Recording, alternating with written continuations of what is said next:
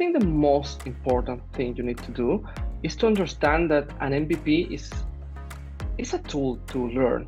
That's it for me. An MVP is what you build so you can actually validate or drop something you're doing. Because whenever you build an MVP, it's not for having a product itself. It's more to, of course, I have this thinking or I have this assumption. I need to test if that assumption is actually right or not. So what I think is the most important thing whenever you're building an MVP is to be absolutely clear what is that exact thing you want to measure, what is that exact thing you want to test. Because if you're not testing one thing and only one thing, you probably will misunderstand the learning. Welcome to Hiring Nowadays, a podcast about what makes and breaks successful hiring. Welcome everyone to another insightful episode of Hiring Nowadays. I'm Daniela, your host for today's conversation. We have a special guest joining us, Ezequiel Muñoz, a remarkable professional with an extensive background in both entrepreneurship and HR. Ezequiel, thank you for being here. Thank you for having me, Daniela. So before we dive deep into the entire conversation, could you tell our listeners a bit about your role at Mustard and the work you're doing there as a placement manager? Of course. Yeah, Mustard is this kind of a startup that we have a lot on Latin America and the US that is called a bootcamp. It's a bootcamp, but for a specific industry, actually, and a really fun industry is the gaming industry. So what we do is basically we help like creators or creative people to get into the industry. So in a 4-month program, we help them to get like the right skills, not to start from scratch, but understand things like Unreal, Unity, how development teams work in a developed part of the gaming system, I would say. So we help them to get into the industry by helping them to reach the skills and of course get the connections with the industry. So that's pretty much overall what we do. Oh, interesting. So would you say there's like a gap specifically, like and in talent? Is there like a specific regional focus that you search in? Yeah, I think there is a really interesting thing that we actually focus on the market is that there is a lot of people that want to get into the games industry because it's a really interesting industry, but there is a lack of knowledge of what you actually need. There's a lot of people who is coming from, I don't know, the fintech sector or any other tech sector, or even places like VR or stuff like that, but they don't really understand like how the games industry works. And this is mainly about okay, what is the process of creating a game? It's really different of creating an app, for example. The learning process is a bit longer. The way you actually build in a studio is absolutely different from another type of studio. So we saw that there is like a really important gap on how talent actually approach to the industry. And of course, the educational system was not really prepared to embrace this kind of new roles in this era. So we saw like a really cool opportunity of, okay, how we can actually help these creative people to get into the industry with a more like kind of soft landing way. So that's what we focus on it. Oh, nice. So this could be like a strategy that you use to successfully connect talent to the companies, you would say? Yeah, exactly. Because what the recruiters usually look on programmers or real-time artists, they usually look for people first passionate on games. I think that's the most interesting thing. If you see someone where you're talking to them and you see like this brightness on their eyes, and you see like, oh yeah, this guy is absolutely in love with games. But actually, you need to see like some specific skills. Let's say, for example, it's really important for you to be like very flexible in the way you approach to work. because there is a lot of things that you will discard like completely when you're building a game, because there is something specific in that game that didn't got a really good fit out there. So there is some skills that you can actually transfer from other industries, but you actually need to develop some of them. So our strategy is to get in terms of the different roles out there. For each role, we try to understand, okay, these are like the top 3 things that any, let's say, a C++ programmer should have. And with that, we try to go to the market and offer this specific kind of talent to the studios. Oh, So that's okay. Yeah, interesting. So it's more a focus on like transferable skills.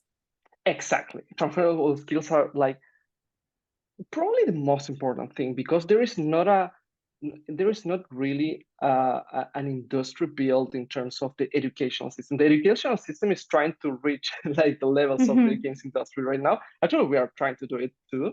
We're trying to understand like more deeply how studios work, how their own like learning and development areas work. So yeah, actually, it's more a reactive way of doing things, but we can, since we are a bootcamp, we're a smaller company, we are faster to do a lot of things. So that's how we approach to the market right now. Right, right. Yeah, the fast-paced startup ecosystem. Yeah, exactly. So, are there any other strategies or elements that you consider to successfully connect this type of talent to companies? Because in the end, gaming is like very highly specialized. Yeah, exactly. I think, well, not as a strategy for like talking to studios or preparing our creator, but for a strategy that we use a lot like internally, is to test like a lot of things. Actually, the 2023 was like the worst year in the games industry, like ever. The amount of layoffs were like 10 times in the last year. So it was crazy. Actually, I remember like 6 or 7 months ago, we were like looking at the numbers. We saw like the typical amount of job posting on that moment should be, I don't know, 3,000 or 4,000 for specific roles. And it was like half of it. And then we start looking like big studios, like laying off people. And we started like to drive absolutely crazy. We saw ourselves and say, what we are doing. I mean, what we can do to support people who is entering the industry when the industry is mainly falling apart. It's not falling apart, but I think it's this case of in the pandemic, the games industry growth on a really interesting pace. And of course, that growing or that growing pace didn't continue as hard as on, I don't know, the 2021 or 2022. The 2023, actually, it kind of stuck. And of course, a lot of projects fell down. Of course, a lot of things happened. So with that particular context, we had to do like a lot of different things, because before that, it was really easy. We pick a really good like programmer, we help them with a mentorship program where that people learn a specific skill, and probably that person will get a job. But now I think the most important thing that we had to do is to think, okay, we need to go like deeper. So we start trying, I don't know, going to events to network like a lot more than we did in the past. We had to create our own events like hiring weeks or hiring talent weeks and stuff like that.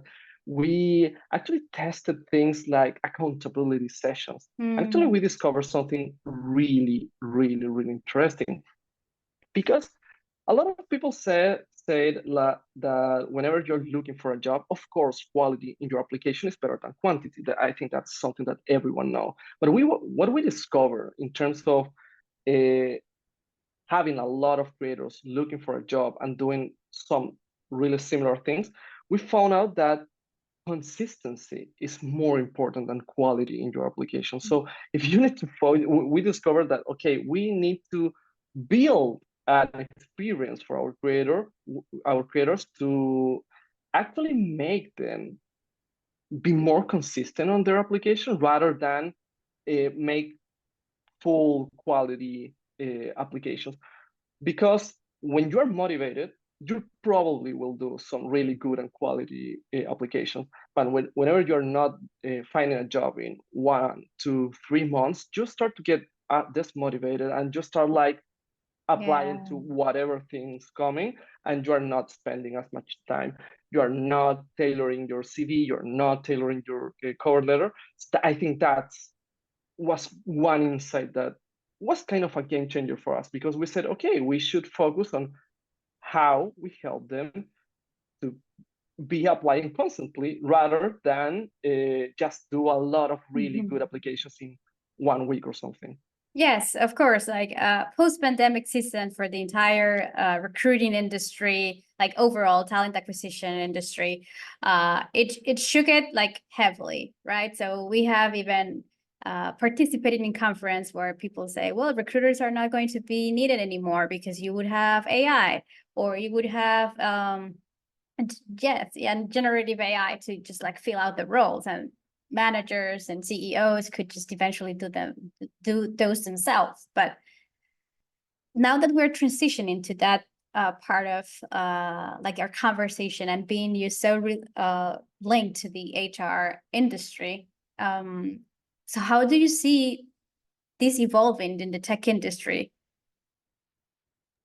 That is a really interesting question. I think whenever I see like let's say, how the work actually, if Mhm. we think like, okay, if we go to the industrial revolution, it was like a game changing thing, because we now in the industrial revolution only need to be like very specific on what we do, and we do one thing only. So we have like these factories with a lot of people like in a line doing specific things every time.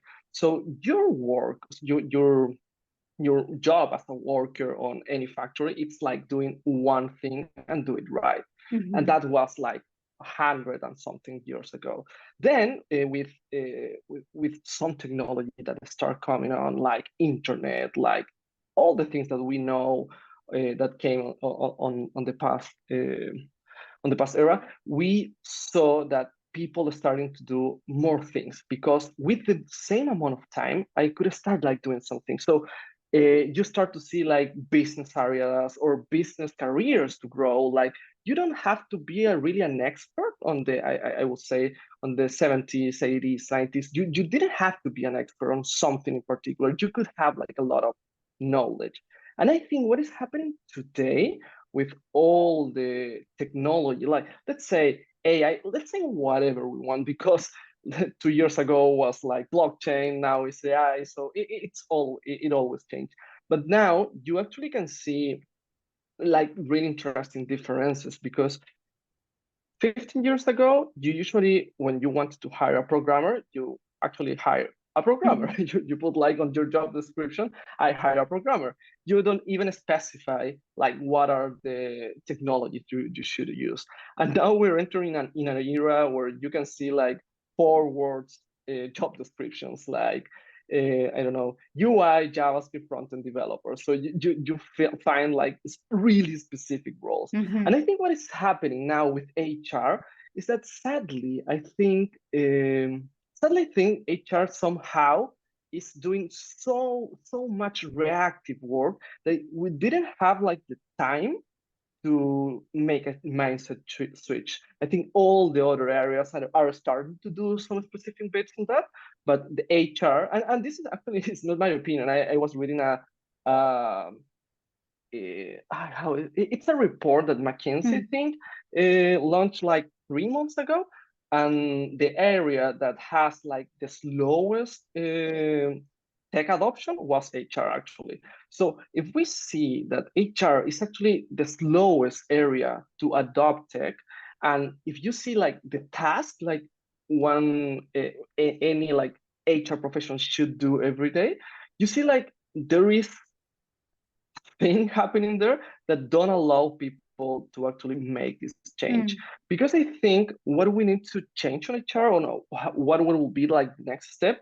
is to start changing this kind of mindset of project-based work to a Mhm. product-based work. It's more to see like, okay, I have an area, but I have a product. I have an experience to get people into my company. I have an ATS, I have this job board, and I have some assets that I can actually build as a product.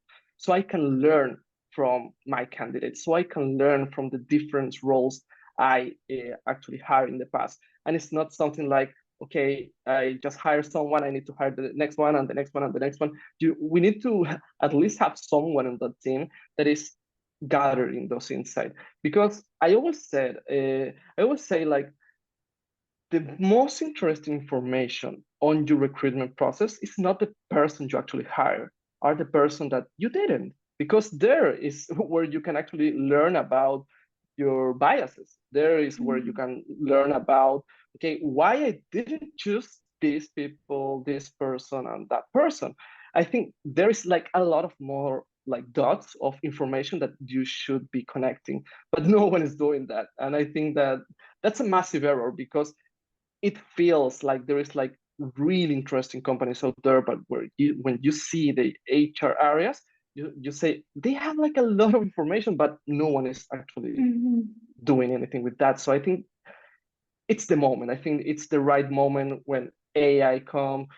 There is a lot of time we will save, and of course the HR professionals should make this switch and change a bit from project to product, or at least a bit of it.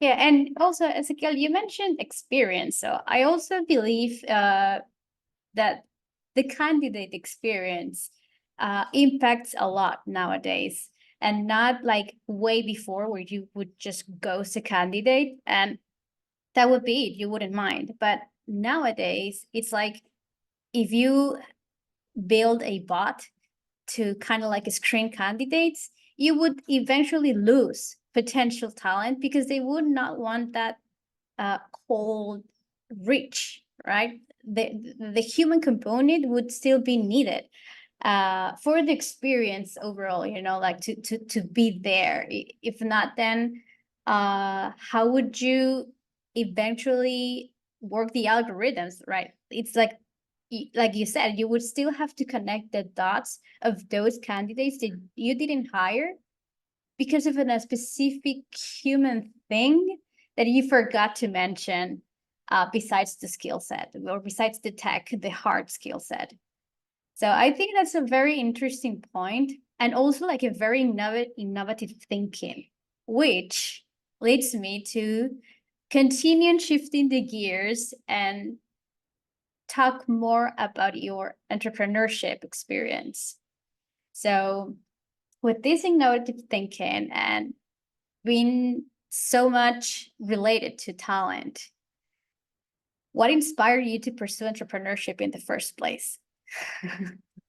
Probably that's that's really funny because I will say something that is really connected of what you just said. But just for context, when I was in the university, like 10 years ago, I finished the university, or a bit more. I don't remember. When I was on the university, I had like a lot of courses of entrepreneurship, innovation, or how to create a new business and stuff like that. And actually, really funny. I read a book that today is like the Bible of everyone. It's Lean Startup, and I was amazed of how different was like that perception of how to see your work rather than what I was learning on the university, like in my business courses and stuff like that. So I say, oh, this is really interesting. So actually, when I went out of when I finished my university, well, I was on my last project. I decided to do something. Actually, my plan was to apply to jobs like, I don't know, McKinsey, Matrix, or whatever consulting is out there, because I thought that was my thing to do. But I didn't, and I wanted to start something. So actually created a profile for the first time on 2014, I think, like 10 years ago, maybe 9 years ago. I created my first profile on LinkedIn. Was the first time ever that I did it, because I read in the book like you need a team. And I asked to some friends, and no one wanted to do anything with me. So I hope it's not because of me. It was because of their priorities and stuff. But no one wanted. So I created a profile because someone told me, hey, LinkedIn, you can find people. And I was like, okay, I will try that. I will do my profile. I posted like the very first time, and I say something like, how was the message? It was like, hey, a community. I'm Ezequiel. I did an extensive research on how social network works. So I want someone to work with me on a specific project I have. Thank you, Ezequiel. It was like the worst post that I ever made. And actually, I didn't have like the notification on my cell phone or anything because on that time, I don't think there was actually a LinkedIn app on that moment, but I had it on the browser. So I closed the computer, I keep doing my bits, of course. And then on the very next day, I opened the computer to see it like maybe someone commented or say something about this. And whenever I opened the LinkedIn, I had like a lot of red dots like everywhere. And I had like, I don't know, 20 messages, like 50 invites to connect. My post had like I don't know, 100 reaction or something, and a lot of comments. And it was like, what is going on? I thought maybe there is like random people on the internet wanting to, I don't know, say something. And then I realized that there was like a lot of people that wanted to start something. They had no idea what I wanted to It do. wasn't the worst But message then. I know. Or maybe no one was posting. There was like no LinkedIn influencers back Yeah. then, but yeah, I think that probably there is something about the amount of content on that moment. But yeah, it was really interesting because I had like probably the worst and the most common idea that someone that wants to start a business had. I had this idea of I want to build a social network for people that like the same things like you. It's like the most typical thing that I heard like thousands of times every time I'm helping more like new entrepreneurs of trying to think of their ideas. It's like the most common one. But I had it and I wanted to try it. So actually, after that, I talked with, I don't know, 15 people. I met them like on a Starbucks and stuff like that. And I decided to, really funny, it was my recruitment process without knowing I was kind of recruiting that moment. And I decided to start working with two programmers because someone told me that the best thing that I could ever do is to have some programmers in my team. So that's why I decided that. And yeah, we started working together. Then a friend came to the team, and we kind of had this conversation at the beginning that we didn't have like an idea of what we wanted to, or how to work together, or how this will actually, this will actually be, or how we actually get with each other. I think we didn't know nothing about that, so we decided to join to a hackathon, like the first ever hackathon. I didn't knew like the word hackathon, but I said, okay, let's do it. And long story short, we won the hackathon. It's from Angel Hack, a US organization. We won that hackathon, Amazing. and we got like a mentorship program. We got like a lot of people helping us. So I think was, if I can summarize everything, I think reading the that Lean Startup book, that LinkedIn post, and that hackathon, I think was that made me think that it doesn't matter what happened with this experience in particular, because we made like all the mistake we could ever do. It doesn't matter what we do with that, but I want to do more than or more of this, and I started like to do a lot of things for my own, or like personal projects and stuff like that. So I think that's how I started to do some bits on trying to do startups, because probably I could be like one of those person that still haven't do it, and now I'm kind of, I don't know, I will say like a founder on pause. Well, you've been a co-founder of Soy Yeah, Tadeo, right? yeah, And yeah, and the other one, which was estamos capacitados. Estamos Capacitados. Yeah. Yeah, So you, that was the one where we won the hackathon with oh, Estamos cool. Capacitados. Yeah, yeah. It started on that hackathon because my idea, we completely dropped it and we went to for another idea that was like trying to help people with disabilities to get into freelance working, like Oh. remote freelance working. So yeah, I think that was my very first idea that actually became a kind of a business because we never reached like a product market fit, and we Oh. lost a lot of money. Oh. Well, aren't we all like at one point, at some point in our life? So, how many MVPs then have you built so far? Oh, I have no idea.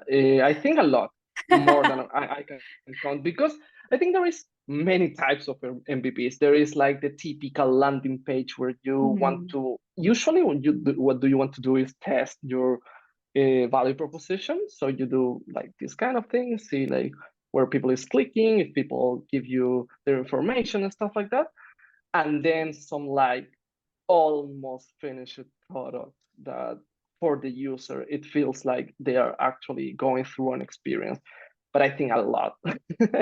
I would say for example, for Estamos Capacitados, I think we did at least like 3 versions of it, like in a year and a half, and I think that's really low. But for Soy Tadeo, and I was working like 1 year on Soy Tadeo, we did like 10 different like kind of MVPs on that Mm. process because we wanted to learn a lot. Actually, with Estamos Capacitados, I had no idea what an MVP meant.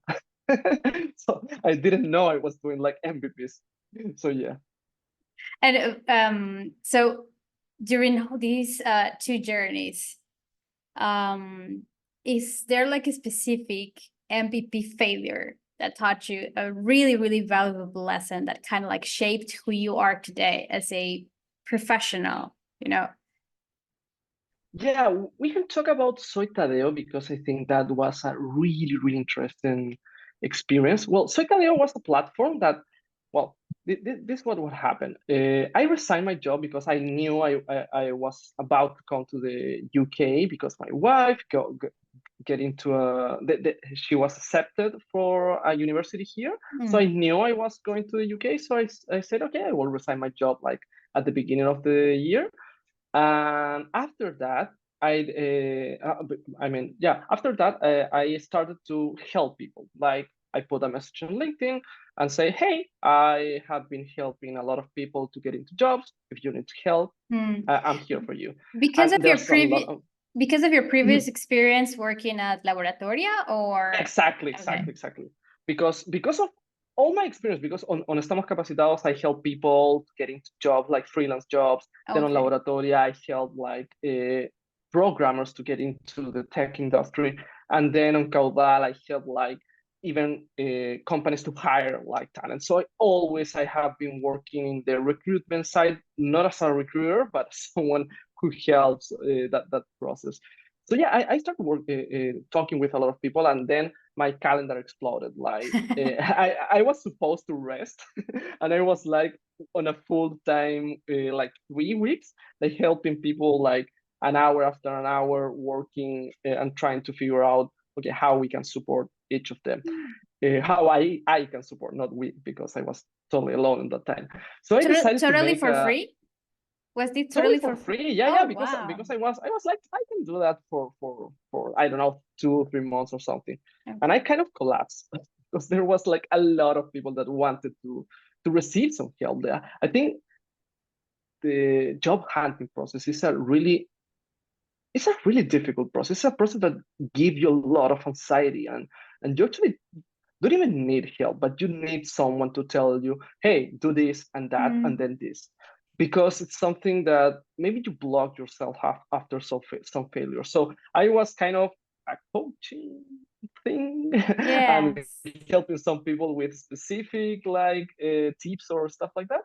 But yeah, so I decided to do exactly that, but with a chat. And actually, I call it like Soy Tadeo because of the words like soy tu amigo de empleabilidad online. It's like your friend of employability online. So, and it was me on my WhatsApp, but I created a landing page, a really quick landing page, and put like, hey, click and talk with the bot Tadeo. And it was always me. And I started to chat with, I don't know, 200 people. It was like a lot of people. But actually, by chatting is a lot easier.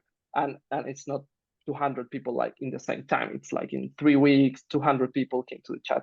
So one thing I noticed is that a lot of recruiters start to come into the chat and say, hey, Tadeo, I know you are talking with a lot of people that work in technology. I have this job offer. Would you mind on, I don't know, share it? And he was like, this is interesting. So I actually, yeah, I received like I think the first job offer I received was like a data science Mm. job description. I was like, yeah, I share it with like 3 data science I actually talk. And then another, I said, okay, there is something here. And I was like, okay, what is the decision I need to make now? Because I didn't want to kind of start a business, but actually a lot of people, a lot of recruiters started to talk to me. So we make a shift, and what we did actually was, well, a friend come to help me with this. Then I found another CDO on the Y Combinator page, this co-founder match page. I found someone who wanted to help me to do this. It was, well, another story, really funny. And then what we did was create an MVP where this is what we tell to the recruiters. We told them like, okay, we are connected with the best communities in tech because I was connected with some, my friend was connected with other, and this other guy was a developer and he was like on a lot of communities. So we can reach talent that you will never reach because you don't understand like the communities. So we created a platform where you can post your job offer, and we actually manually, this was really funny, manually we read the description and so we say, okay, where we can find like a, I don't know, a DevOps community. Yes.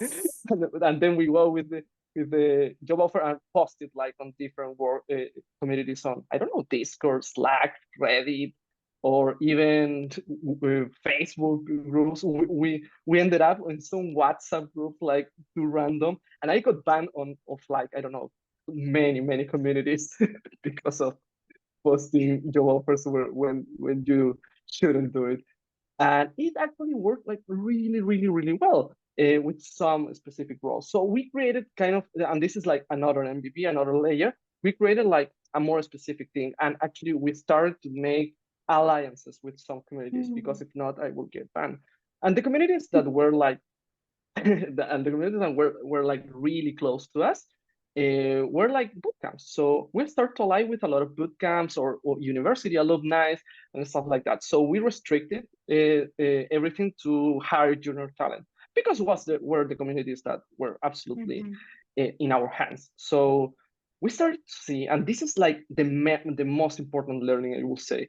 We started to see that the recruiters, even if we have like junior and you cannot select like mid-level or senior or whatever, they select junior and start putting like like in the title senior front-end developer and choose the junior just to post it, because Yeah. I think they had no idea how this works. So probably they think this was automatically posted on like communities and stuff, and they didn't know that it was me or my co-founder like posting it like directly.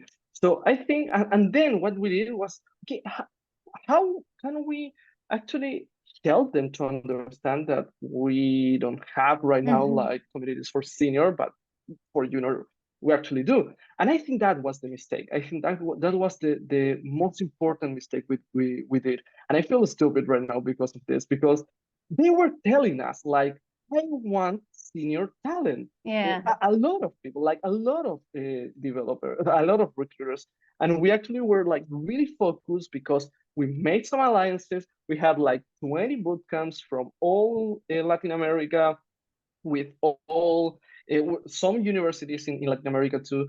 And we were like, no, we should, we have something here is really valuable. We should stick to that. And actually, I think that's probably my most important learning is whenever you're doing something, it's cool to have a vision, but whenever you're building a product, you should never forget it's for someone in specific. And you should give them what they want, not give them what you think they want. And I think that was our major mistake. And then we had like 3 months trying to iterate on what we thought was the best thing. And then I had to come to the UK. Of course, all the MVPs failed because they were absolutely in a direction that it wasn't right at all. And then having like 8 hours of difference with my co-founders, it make everything Mm, impossible. So we decided just to stop. But we still think there is something there for the future. yeah, for sure. And Uh, yeah, well, the good part of it is that after that, I start thinking of, okay, maybe it's a good idea to work here in London. Maybe it's something that I will probably learn. And I found mastered, so I'm not sad at all. yeah, well, the lesson that you mentioned kind of resembles to the well-known quote that don't fall in love with your idea, Exactly. mostly because you could get stuck, right? I think it may happen to you in that case. Exactly. Exactly. We were absolutely falling in love with what we build, how we build it. Actually, this is really interesting because you usually, I think the most important thing for you whenever you are doing anything is to remember that anything that was a success in the past, it doesn't mean it will be a success in the future. We had like a lot of really good MVPs Mm. with a lot of good results. We had this chat. No, first we had me doing this thing, then we had the chat with the job offers. We start posting it on communities like reacting to those things, and then we discover that well, a lot of good things, but that doesn't mean that our next Mhm. MVP will be like right. So yeah, Mhm. I think it's kind of an ego thing too. You think you actually got it, you think you actually need to do this because this is what is going to work, so you fall in love with what you do. Yeah, sure. So yeah. I understand. So besides understanding or reading the consumer, right? Or listening to him or her, what other key components or like elements are necessary to effectively validate MVPs? Because you were like moving into an MVP to another, to another, to another. What kind of made you realize that, oh, this is working? I'm going to move forward, or no, this is not going to work. Yeah, that's a really good question. Actually, I think the most important thing you need to do is to understand that an MVP is a tool to learn. That's it for me. An MVP is what you build so you can actually validate or drop something you're doing. Because whenever you build an MVP, it's not for having a product itself. It's more to, of course, I have this thinking or I have this assumption. I need to test if that Mm. assumption is actually right or not.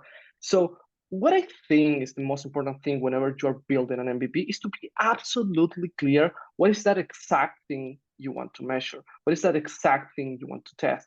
Because if you're not testing one thing and only one thing, you probably will misunderstand the learnings. I think that's probably Mm. something that happened with Soy Tadeo.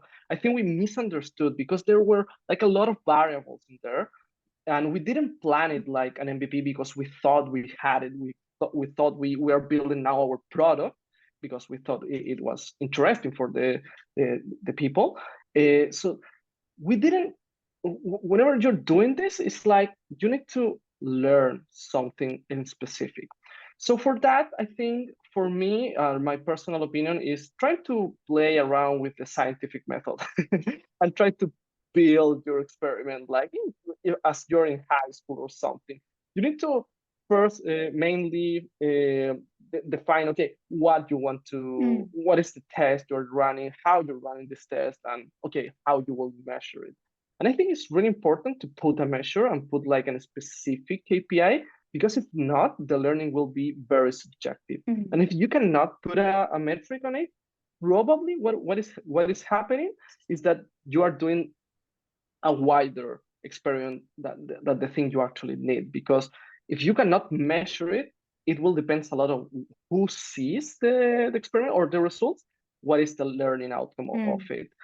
And I always said, like, let's, for people, I know MVP is like minimum valuable product, but I think we need to stop looking at the MVP as a product itself. We need to think it's a tool. for you to learn. It's something you use to learn, and it has a lifetime. It has to die someday. So you can actually stop then, uh, write down your learnings, understand what happened, and of course keep tracking of, okay, what are the most important insight we got from this MVP. And if actually that MVP is very valuable and people start using it and people start like buying it, I mean, amazing. Maybe you can build now a product based on that learning. But the MVP should die. The MVP, there should be a moment for you to stop, see the results, and be brutally honest on what happened. Because if not, what usually happens is like you said, yeah, it was a good MVP, good work, everyone. We learned this, we learned that, but that's why it's really important to do just one thing or learn just one thing. Because if you're not learning that only thing, your MVP is a failure, even if you learn like other things, because you will always learn, to be honest. So I think that's why or how I feel like MVPs should be. Yeah, that's very insightful. Like I've got like 3 takeaways from that specific answer, and it's like confusing or not treating your MVP as the final product. That's like step number 1 to validate it. Step number 2 is like focus only on one thing to test.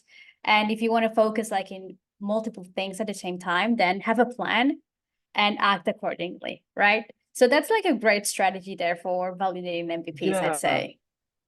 I will add 2 things. Oh, The sure. first, like, it's the 0 step. It's like define your goal.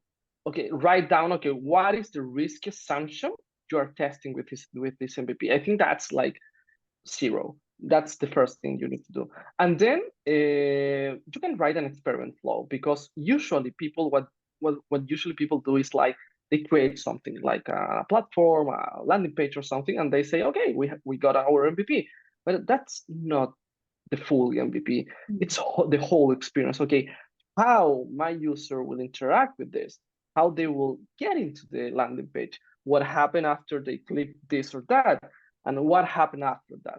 When you create that whole experiment, you can actually set more specific like KPIs. Okay, if you are, I don't know, cold calling people on LinkedIn to and send them like your landing page, okay, what should happen? What should be the conversion rate of that specific experiment? So I think building this experiment flow, I would say, it's really good for you to understand, okay, this is my whole MVP, like the product and all the things that should happen for people to actually interact with the product in a way that helps me to learn. And sometimes the flow is more important than the landing page itself. So yeah, it's really, really important. Yeah, that's true. And again, we've mentioned experience. Like in the end, it's like experience is everything in everything. Otherwise, you would just have the same product or the same process or the same service as your competition, right? So, Exactly. Ezequiel, just to name say your name in English. For those that are not aware, well, Ezequiel is from Chile. So in the UK, whether you're known as Ezequiel or Ezequiel. Yeah, actually, I'm trying to do things easier for people here, because it's funny, because when people call me like for the first time, they usually it's funny because it's almost a database. They call me SQL. SQL. It's almost like they are saying like a database thing. So I say you call me Ese or Easy, whatever is best for Oh, you. cool. So people call me Ese or Easy or S or Or whatever. So or Ezequiel. yeah, yeah, exactly. Like SQL. Oh, okay, I'm a Yes, database. exactly. I can embrace that. Exactly. So Ese, you have a unique background in both in HR and entrepreneurship. My question would be like, are these two very distinct fields, or have you managed like to integrate them Yeah, somehow? I think that's a really interesting question again. Uh, I think my background is it's a conclusion of what are all the things that I was curious about. I never planned actually I told you like at the beginning of the podcast, I wanted to be a like I don't know a consultant or work McKinsey or something like that, and everything suddenly changed. So I haven't like say okay I want to focus on HR. It's kind of the world has putting me on situation that I usually have to deal with this kind of stuff. And of course, it became like really specific. And how these things kind of connect, I think it's because I think yeah, it's mainly because I enjoy do both of them, like testing, experimenting, and do a lot of bits in terms of okay, here's a really complex problem, and usually when there is a complex problem that no one knows how to solve, it's like the best thing for me. It's like, okay, I could be the nerdiest guy ever or the geekier one, and I don't know, try things. I don't know, use different platforms to build experiments and stuff like that. I love to do that. It's like I don't know, I can help with that. It's really funny for me. And in the other side, HR, I think whenever you are doing things or whenever you want actually complex problems, I think when you work with people is where things get like really messy in terms of the learns you can get. Because if you're selling I don't know, any digital marketing course or you're selling like fintech, an app or whatever, it's really easy to kind of set up metrics and stuff like that. But then when you need to know things about skills or how to measure skills, how to match what one person says about what other person told them they need to another person who is looking for a job and they say they have like the right skills. So this thing that should be like really simple is actually really subjective. So I think there is a space of a lot, there is a huge space to test things and to do some experiments on discovering like okay what will be the next thing in recruitment or what will be the next thing in I don't know learning or whatever. I think HR and experimenting are kind of made to be together because a lot of problems here and a lot of tools here to solve each of them. So I think it's really for me it's kind of obvious because whenever you see a lot of problems it means there is a tons of Hmm. opportunities to try to solve them.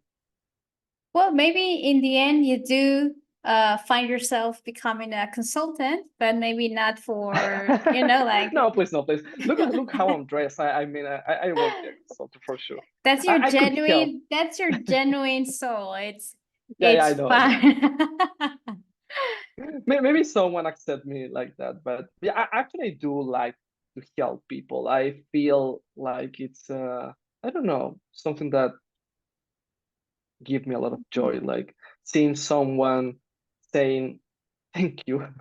I needed someone to help me. I think that's something that it's really repetitive on my placement manager role, or what I did on Laboratoria, what I did on Estamos Capacitados, or what I do whenever I want to help like a new business owner or something like that is something that I really love. Well, Maybe a in the consultancy end, is not yeah, bad at I all. what it sounds like, it's like you've been able to combine these two in like a kind of like a mentor shaped profession, right? And that's how you coach talent, and that's how you also help other entrepreneurs based on your personal experience. So in the end, maybe you would be the one contributing to making HR more techy. I hope so. That actually that's something that I want. I want people to change things like CVs.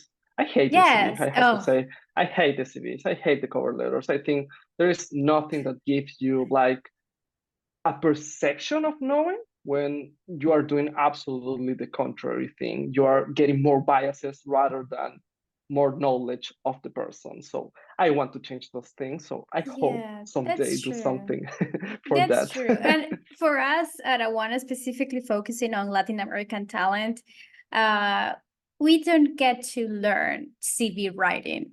And it's so important to know CV writing to, like kind of like sell yourself out there Absolutely. without people, getting to know you beforehand. But yeah, if you validate your like the job opening only based on how someone writes a CV, well, there's a lot of people that would be left behind. So I agree. I'm here with you. Go for it.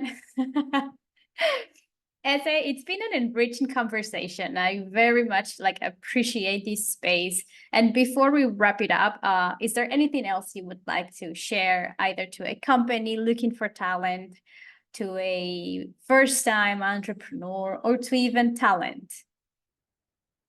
Well, there is maybe a couple of things that I will Sure. say. This is Fire my away. minute of, yeah, this is my moment in the podcast. No, I would say that people should try, this is more for business owners, entrepreneurs, or people who is having more people working their teams. We should try to make cultures that allows people to break some plates here and there. There is, you should have that. You should have people in your team that is willing to say, hey, disagree with that. I don't think that's the best idea. You need that kind of person. And then you need people who actually can pick this kind of things and said, okay, how we can actually build something different and keep experimenting. I think if companies can actually embrace not only the areas related with your core product, but the areas related with everything like finance, HR, marketing, whatever. If you make them like embrace this mindset shift to think like you're not doing projects every time, you're actually doing some product work too. So I think that's one thing that I will love to say. And then maybe for people who is looking for a job, I think it's really important the message I probably said in the middle of the podcast that is it's a lot about consistency. It's not about like you should have some kind of quality, but it's a lot about how you do everything every week. You set goals and you keep going. I think that is the most valuable thing on a job searching process. And it's probably what will make you learn a lot faster than even receiving feedback from companies. And yeah, if you haven't read like Lean Startup, I bet it's a good read too. Since was the book I read like 10 years ago and made me feel like, hey, I want Yes, to it's do like you this. said, So it's the everyone should, Bible. yeah, it's the Bible. I think there is some other books that are doing interesting things, but at least it gives you this kind of mindset shift that you think, okay, there is another way to do things. Yes. Well, amazing. I love those two extra comments there. Um, that would be our wrap up of today's episode of Hiring Nowadays. I want to extend my sincere gratitude to Ezequiel for sharing his experiences, very insightful tips, and for, of course, joining us today, despite the 8-hour difference. So, to our listeners, thank you for tuning in. Be sure to stay connected for more engaging conversations on scaling teams, navigating the tech industry, and exploring what makes and breaks hiring nowadays. Until next time, this is Daniela signing off. Take care and go break some plates. Bye-bye. Thanks for tuning in and spending a part of your day with us. We appreciate it. If you enjoyed this podcast, please subscribe, rate, and leave us a review. We are on Spotify, Apple Podcasts, and YouTube. Have questions? Head over to awana.io and ask away.